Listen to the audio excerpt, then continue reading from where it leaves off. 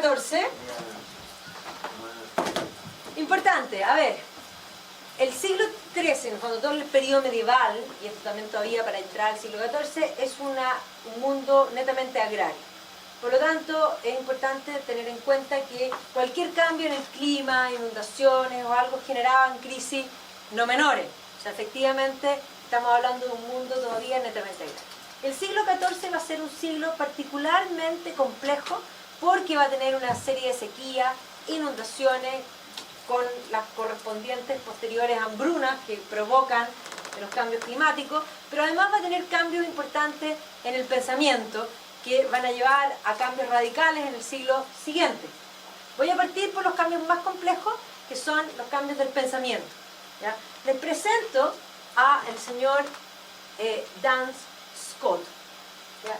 Y aquí un poco hay que, primero, antes de hablar de él, hay que comprender que durante el siglo XIII va a aparecer una figura fantástica, magnífica, porque yo no la estoy pelando ni un poco, pero quiero que entiendan que no es culpa de él, sino que es culpa de sus seguidores, que va a ser San Francisco de Asís. ¿Ya? San Francisco de Asís es el primer fundador de una orden mendicante. ¿Qué es esto? ¿Qué será mendicar? Pedir. ¿Ya? Van a ser la primera orden urbana que no tiene economía de autosubsistencia y que por lo tanto viven de lo que la gente les da. ¿Ya? Francisco va a pelear en las cruzadas y cuando vuelve a las cruzadas vuelve mal, decide renunciar a todo lo que tenía una posición económica súper buena, su padre era un burgués de buena plata, y renuncia a todo y se va a construir una iglesia que estaba lejos de la ciudad. Y de hecho, cuando renuncia a todo, le hace un capítulo, digamos, una escena a su padre, donde se desnuda en la plaza pública, renunciando a todo lo que él tenía. El papá obviamente considera, mi hijo se volvió absolutamente loco. Y se va a construir esta iglesia y el papá manda a los amigos a buscarlo, para que lo compensan que vuelva, y los amigos no vuelven. Se van quedando con él. Entonces, Francisco nunca buscó fundar una orden, sino que es algo que se le produce. Y como se le produce, él nunca tuvo estructura de orden. Francisco es un místico. ¿Qué es la mística? La mística es la unión del alma con Dios. A él Dios le hablaba en forma directa. Y Francisco va a empezar a desarrollar una idea de que de algún modo los teólogos son muy soberbios y que de alguna forma hay que vivir más la vida como Cristo que tanto estudiar. Esa es la idea que él tenía. Él estaba conectado con Cristo. Y efectivamente él después va a fundar una orden y esa orden de alguna manera va a tener ese espíritu digamos, de esa pobreza que él manifestaba. De hecho, ellos van a ser los primeros en ponerse unos sacos, unas chalas y un cordón, que hoy día para nosotros es un hábito normal, pero hay que comprender que para la época eso no era el hábito normal.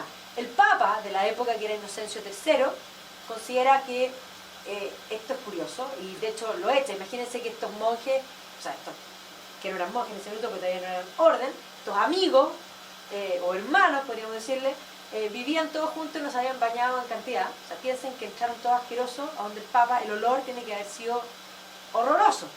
El Papa les dice que no. Pero el Papa sueña que la iglesia se derrumba y que Francisco la firma. Y por lo tanto, finalmente acepta la formación de la orden de los franciscanos. Francisco, de alguna manera, al final de su vida va a estar cada vez más conectado con Dios y busca alejarse. Incluso se va arriba, habla con los animales, tiene un montón de cosas bien particulares él. Y de algún modo los discípulos van quedando cada vez más solos, todavía con él en vida. Cuando él se muere con los estigmas, lo que muestra que claramente es un santo, pero cuando se muere, los discípulos de Francisco pelean. Entonces, unos dicen, Francisco dice que no hay que estudiar, que hay que vivir la vida como Cristo. Eso se llaman los espirituales. Y los otros dicen, no, entendieron mal. Francisco dice que no hay que ser soberbio, pero que sí hay que estudiar. Y que de alguna manera hay que hacer las dos cosas. Y eso se llaman los conventuales. Entonces, de alguna manera, tenemos esta división de los franciscanos que va a estar vigente y por largo tiempo hasta que finalmente la pugna se resuelve cuando deciden que sí, que hay que estudiar. O sea, los franciscanos tienen que ir en el fondo a la universidad. ¿Ok? Pero en el ambiente queda por primera vez la idea de que la fe ¿Se acuerdan del concepto que les dije, fe y razón? O sea, estudiar y la razón. La fe y la razón estaban unidas.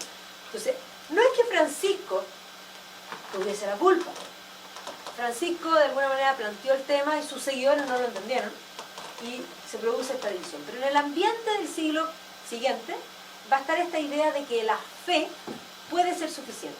Eso se llama fideísmo.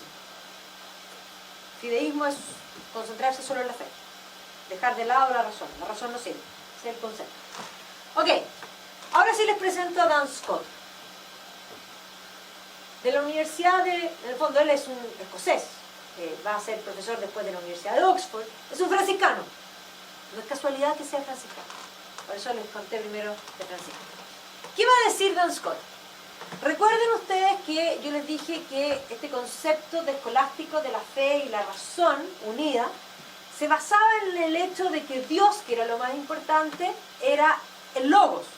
Si Dios es razón y hace cosas racionalmente, si Dios es razón y crea el mundo con pesos y medidas, con un compás, ¿se acuerdan?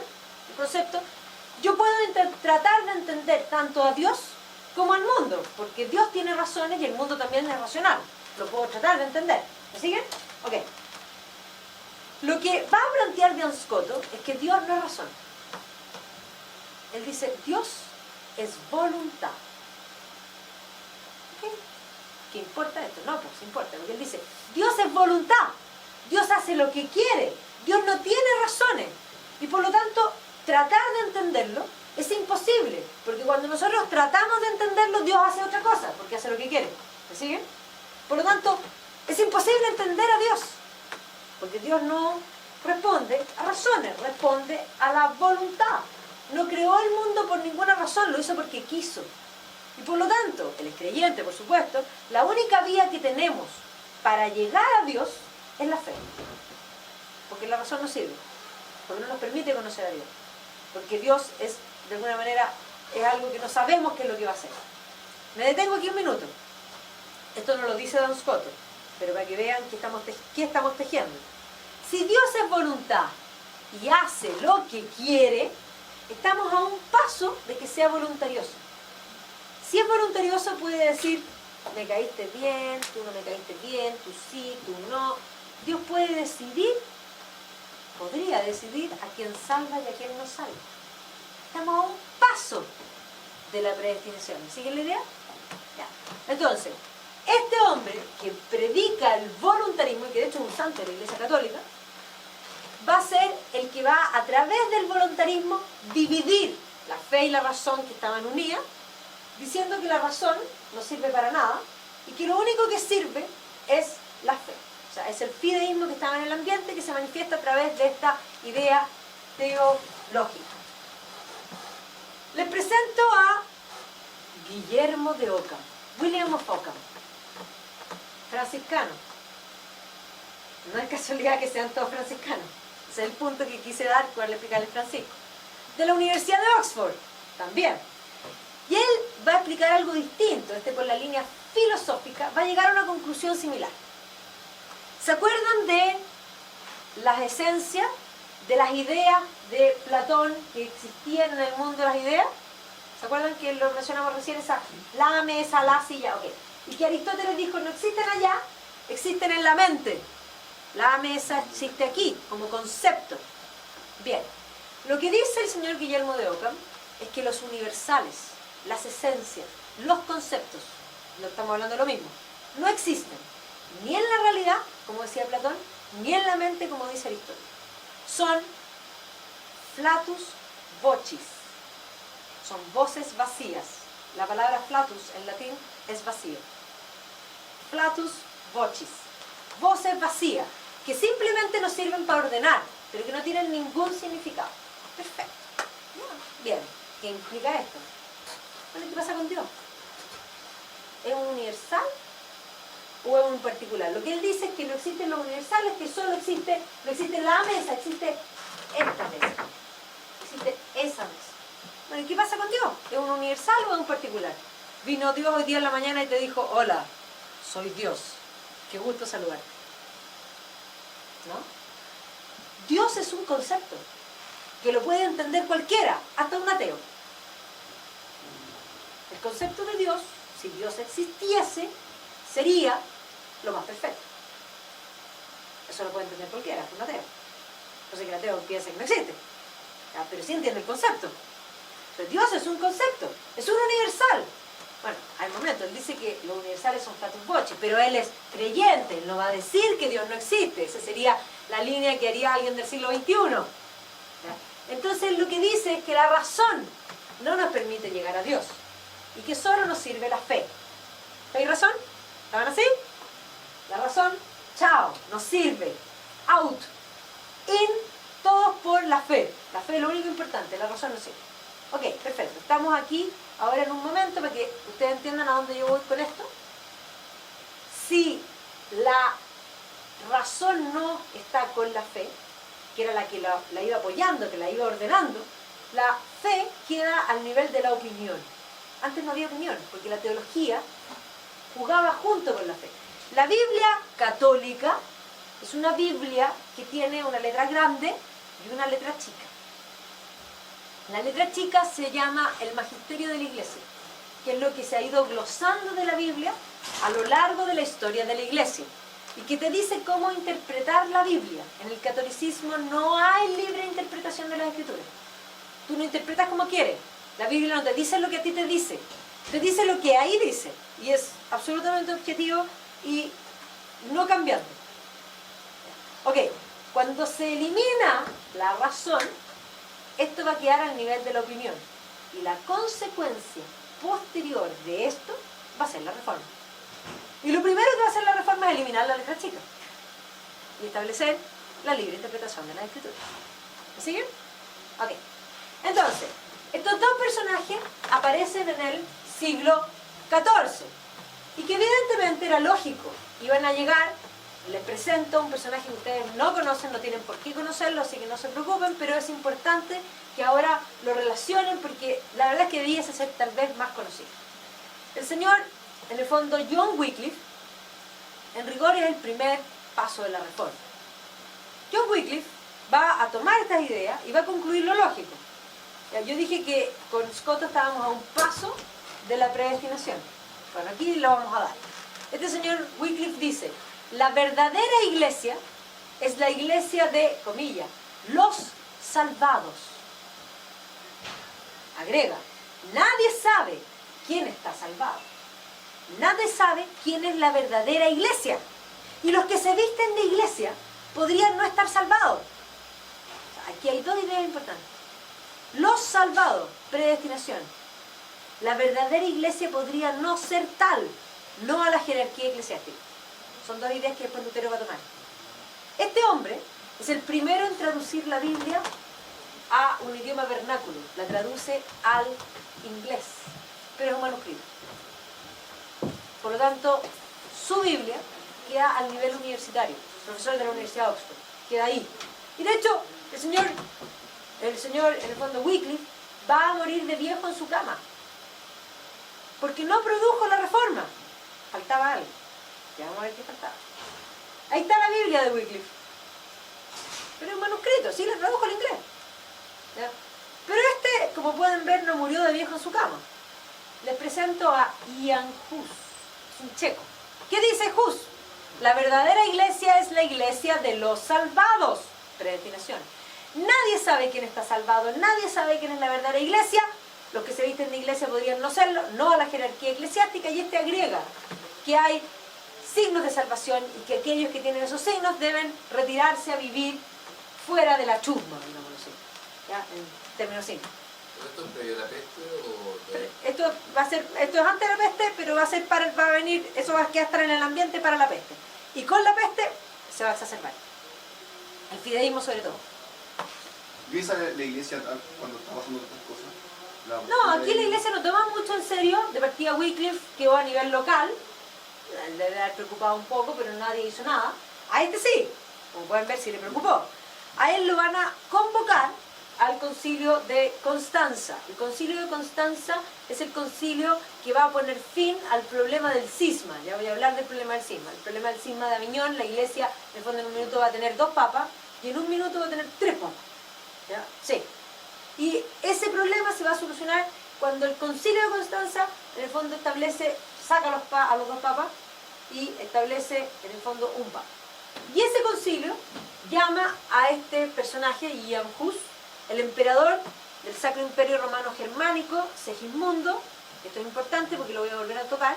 Le manda un salvoconducto que dice: señor Hus, usted tiene que entrar al concilio y esto asegura que usted entre y sale ileso. No salió ileso, ¿ya? Y el concilio lo juzga, lo considera hereje y lo quema. ¿Por qué les digo esto? Porque cuando llamen a Lutero, los amigos de Lutero le dicen: acuérdate de Hus. Te mandaron un salvoconducto, esa cuestión no sirve para nada. ¿Cachai? Eso es. Entonces, Hus, sí, muere, o sea, les preocupó. Ya, vemos que pasó un poco el tiempo en relación a Wycliffe y Hus. Y obviamente que eso explica al señor Lutero. Lutero no es un aparecido que un día se le ocurrió una idea que la iglesia de alguna manera vendía indulgencia y tenía un cautiverio babilónico de bienes, ¿ya? Y que de alguna manera se rebeló contra eso. No, no es tan simple. Es una forma simplista de entender a Lutero. Lutero es hijo de su tiempo, ¿ya? Y su tiempo es un tiempo fideísta en que las ideas de alguna manera de Ockham y de Scotto estaban en el ambiente. Él va a estudiar Derecho en la Universidad de en el fondo Erfurt y va a tener de profesor a Gabriel Biel. Gabriel Biel había sido alumno de Ockham. O sea, ¿qué ideas forman a Lutero? La primera idea es que la fe y la razón están separadas y que la fe es lo único que sirve y la razón no sirve para nada.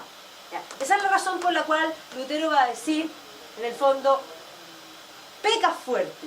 Lo dice, peca fuerte porque esa es tu naturaleza, pero cree fuerte. O sea, la fe es lo único que te salva.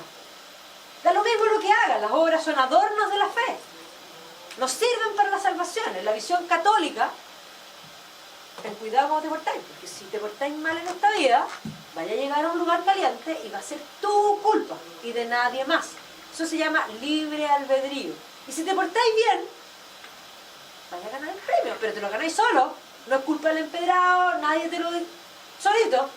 Así que cuando llegue el final uno no va a poder decir, es que a mí me dijeron, es que yo quise. No. En la visión del libre albedrío, el resultado es íntegramente responsabilidad tuya. En la nueva visión no es responsabilidad tuya, porque estás predestinado. Por lo tanto, Dios no te miró, no tú. No hay que hacer. La fe es un don gratuito dado por Dios. Si tienes fe, es que Dios te está mirando. Ese es el concepto. Entonces, Lutero va a tener el impacto que va a tener diciendo lo mismo, porque de alguna manera si uno lee a Wycliffe y uno mira a Hus, Lutero plantea cosas similares, ¿ya? Y efectivamente cuando él plantea sus 95 tesis contra el año, de hecho estamos a los 500 años de la Reforma, este año, contra las indulgencias en la catedral, en la puerta de la catedral de Wittenberg, siempre nos lo presentan como un momento romántico. Si eso hubiese sido así, o voy a agregar, si esto hubiese sido solo así, no habría habido reforma. Porque si Lutero hubiese solamente clavado las 95 tesis en la puerta, las habría visto solamente los que fueron a la iglesia durante los días que estuvieron clavados. Y probablemente el obispo podría haber llegado y podría haber sacado las tesis. ¿Y cuántos las vieron? Los que las alcanzaron a ver. No habría habido reforma. Entonces, hay que entender que 1517, que son las tesis, no es la ruptura de Lutero. O sea, Lutero va a seguir escribiendo y recién en 1520 el Papa le manda la bula de excomunión. Y ahí Lutero la quema. Y al quemarla, lo que le está diciendo al Papa, le está diciendo, ¿sabe qué más? Yo, me da lo mismo lo que usted diga, yo ya no estoy con usted. O sea, 1520 es el año de la ruptura. Y la reforma se va a extender hacia el norte, particularmente de Alemania, hacia el mundo escandinavo, ¿ya? Lo mismo va a suceder en Francia y que va a suceder desde Ginebra con el francés, en el fondo, Juan Calvino. Calvino va a ser expulsado de Francia por sus ideas, que eran más cercanas a Lutero en esa primera etapa, y se va a ir a Ginebra, y en Ginebra va a desarrollar sus ideas calvinistas. El calvinismo es mucho más dramático, porque Calvino no deja ninguna libertad. Ninguna. O sea, la visión de Calvino, para que entiendan ustedes que el calvinismo asegura la infelicidad profunda.